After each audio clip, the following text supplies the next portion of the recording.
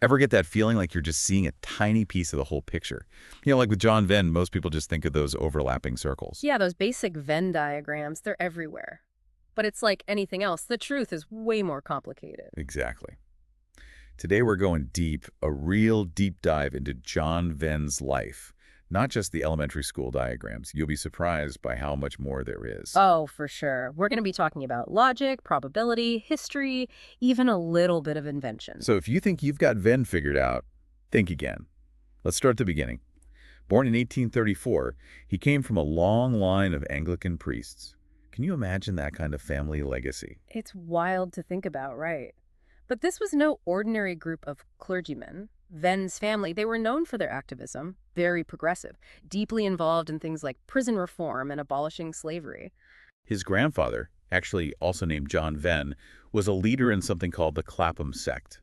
They were really pushing for social change, both within the church and outside it. So young John grew up surrounded by these big debates about morality, justice, and how society should change. Hard to imagine that wouldn't shape how he saw the world. And when we look at Venn's later work, especially his approach to probability, some interesting connections pop up. Makes you wonder if those early influences kind of steered him toward a more objective, evidence-based way of thinking. Instead of just relying on assumptions or inherited beliefs, he put emphasis on data and frequency in his probability calculations. That's a really sharp connection you're making. It's like he was saying, like, let's ditch the gut feelings and biases. Let's ground our understanding in the real world. Yeah, and maybe that need for objectivity, that data-driven approach, Yeah. is what led him to make such huge contributions to probability. He totally changed how it was taught at Cambridge. Oh, yeah. He spent decades there. First as a student, then a lecturer, and finally as an examiner. He challenged the old methods, the ones that were all about assumptions. He brought in real-world data, the frequency of events, all to make more accurate predictions. So that's a major shift in thinking, right? Instead of saying this is going to happen because of X, he's pushing his students to say, hold on, let's look at how often it's actually happened before. Much more empirical, you see, grounded in observation and evidence, not theoretical guesswork. And you can see how that links back to his upbringing in a family that pushed for social reforms based on real-world problems they saw. It's fascinating how these threads run through his whole life. So we've got this background of social activism and then a really rigorous approach to probability.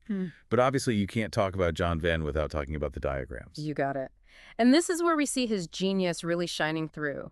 See, most people connect Venn with those simple overlapping circles, but that's just scratching the surface. You're telling me there's more to Venn diagrams than what I learned in school? Oh, absolutely. Venn built upon centuries of work by other logicians, people who were using visual aids to show how logic works. He took those early ideas, refined them, made a system that could handle so much more complexity than just simple overlaps. So he didn't actually invent the concept, but he took it and revolutionized it. Exactly. Think of him as having this rough diamond, and he carefully cuts it to reveal all its brilliance, his diagrams. They could show relationships in logic that are so intricate, most of us would struggle to even describe them with words. So those basic Venn diagrams we all know, that's like level 1. And his work went way deeper. You got it. He was visualizing these complex logical scenarios way beyond what we see in everyday life, and that's just one part of his incredibly diverse intellectual life. Remember, this is a man who is also a historian, a biographer, and get this, an inventor. Wait, an inventor? I thought we were talking about logic and math. He was all those things. His interests, they spanned a huge range. He did meticulous research, wrote these extensive histories of his beloved Cambridge College. The level of detail is almost obsessive. Sounds like he applied that same rigorous data-driven approach to his historical work as he did to math. Absolutely. He didn't want surface-level stuff. He wanted to dig deep, find the hidden connections, build a complete understanding, and then there's the cricket bowling machine. A cricket bowling machine. Now that's a curveball I wasn't expecting. Right. He built it with his son, and it was actually quite ahead of its time, designed to simulate different types of cricket bowls for practice. It's amazing to picture this, right?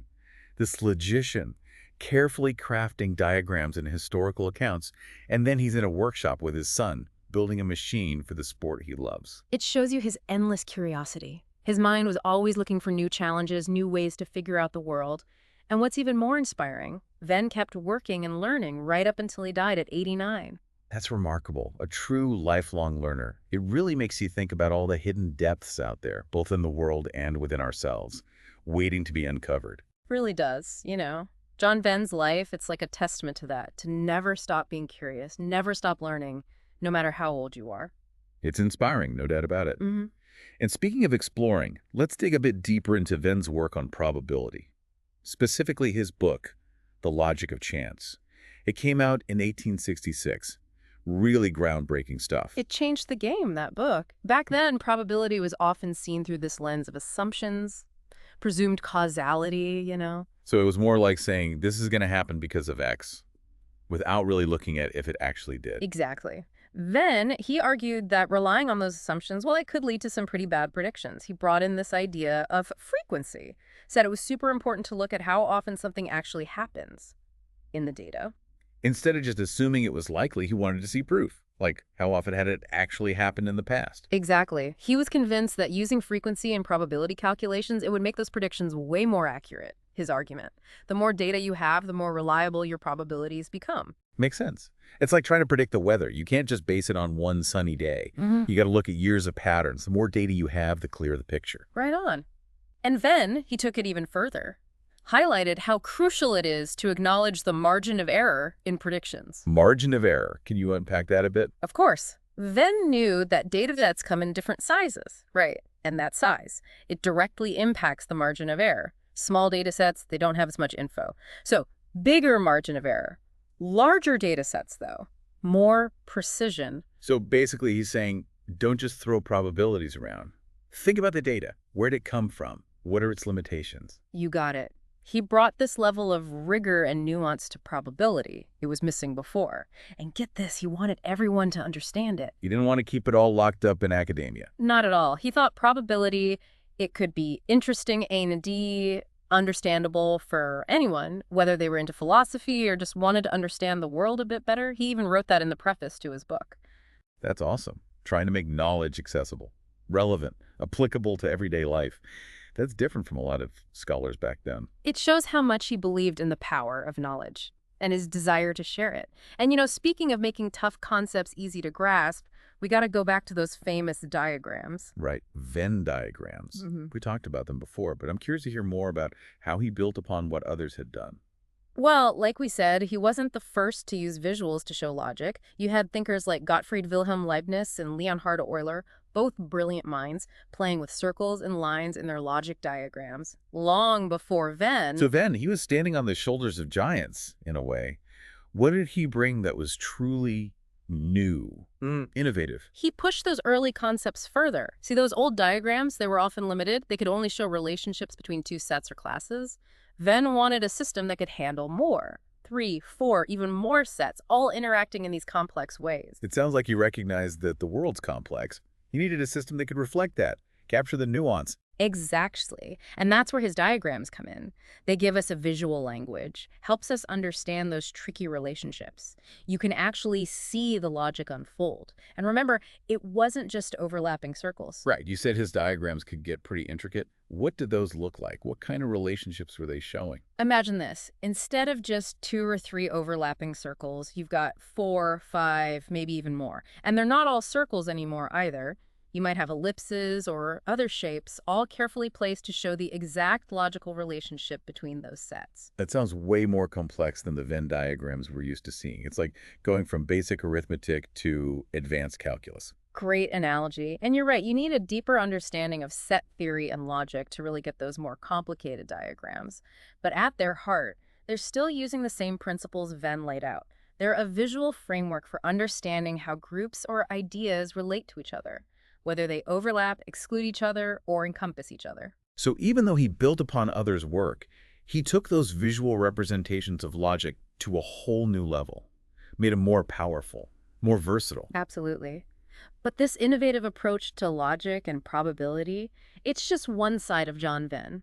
Don't forget his passion for history, all that meticulous research, his writings on the history of Gonville and Caius College at Cambridge. Oh, right. It's easy to get fixated on those diagrams, but there was so much more to his intellectual life. Totally. He spent years going through records, tracing the lives of alumni, documenting how the college changed through the centuries. His work shows how dedicated he was to accuracy in history, and his love for his alma mater. Like he became an archaeologist of knowledge, unearthing hidden stories, connections that shaped the college. And let's not forget that cricket bowling machine. Such a fun, unexpected side of him. Oh, yeah. It's a great reminder that even brilliant minds like Venn, they enjoy getting hands-on. A bit of fun. Picture him, right, in his workshop. One minute, he's working on diagrams and historical accounts.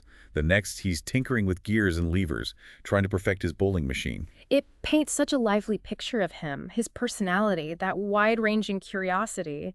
And it reminds us that knowledge doesn't have to fit into neat boxes. It's all connected. And the coolest discoveries, they often happen where different fields intersect. That's a beautiful thought. And speaking of intersections, tell me more about the cricket bowling machine. You said it was ahead of its time, but it didn't really take off commercially, did it? You're right. It's an interesting story. Innovation and maybe, just maybe, bad timing. So you have this incredible invention, right? Shows how creative Venn was, his engineering skills, but it never really found an audience. It makes you wonder why. It does, yeah. The machine, it actually got good reviews back then. People were excited about it, what it could do, but for some reason, it just never caught on. Maybe it was just too far ahead of its time, or the technology wasn't there yet to make it practical for mass production, I mean. Hard to say for sure. Could have been a bunch of factors. Cost of production, materials, maybe even just the culture at the time. Like, was a device like that even accepted for cricket training? Who knows? But here's the thing that I find really amazing. Over 100 years later, a group of engineers at Cambridge, they decided to recreate Venn's invention. You're kidding? They actually built his bowling machine after all that time. What for? It shows you the power of Venn's ideas, I think. Those engineers, they were fascinated by his design. They wanted to get inside his head, see how he solved problems. And they were curious, too. Could they actually bring his vision to life using today's materials and techniques? So it wasn't just about copying the machine. They were trying to understand how Venn thought, his creative process. Exactly. All they had was a photograph and the original patent. That's it. They had to reverse engineer the whole thing, piece by piece. It must have been a huge challenge, but they pulled it off. They brought Venn's design back to life over a century later. That's an amazing story. It's a testament to Venn, how brilliant he was. Yeah. And also to human curiosity. It never goes away. Shows that even if something doesn't succeed right away, it can still inspire people generations later. And it shows how important it is to save those historical things, the documents, the artifacts. Without that photo and patent, Venn's bowling machine, it would have been lost forever. We wouldn't have this little window into how his mind worked. It makes you wonder, right? What else is out there? Hidden away in archives, libraries, waiting for someone to rediscover them. Absolutely. And it's a reminder that history, it's not set in stone. It's like this ongoing conversation across generations. Every new discovery, every new interpretation, it adds to the story, makes it richer. I like that. And it brings us back to John Venn, a man who really embodied that intellectual curiosity, exploration, his whole life. He didn't want to be boxed in. Logic, math, history, even engineering. He was always looking for a new challenge, a new way to understand the world. He was a true polymath. And his life, it's a good reminder for us to embrace that same intellectual spirit, to not get hung up on the boundaries between different fields, to follow our curiosity wherever it takes us. And to keep learning, always. John Venn, he kept working, kept researching until he was 89. He's an inspiration. He is. And what he left behind, it's more than just those diagrams. It's that reminder, that knowledge, it's all connected, that creativity can pop up in unexpected places, and that there's always something more to discover if we're willing to look. Well said. And to all our listeners, thanks for joining us on this deep dive into the life and work of John Venn. Hope you've come away with a new appreciation for him. His contributions to logic, probability, history, all of it. And we hope you'll join us again next time on The Deep Dive for another adventure into knowledge. Until then, keep exploring, keep questioning, keep connecting the dots. You never know what you'll find.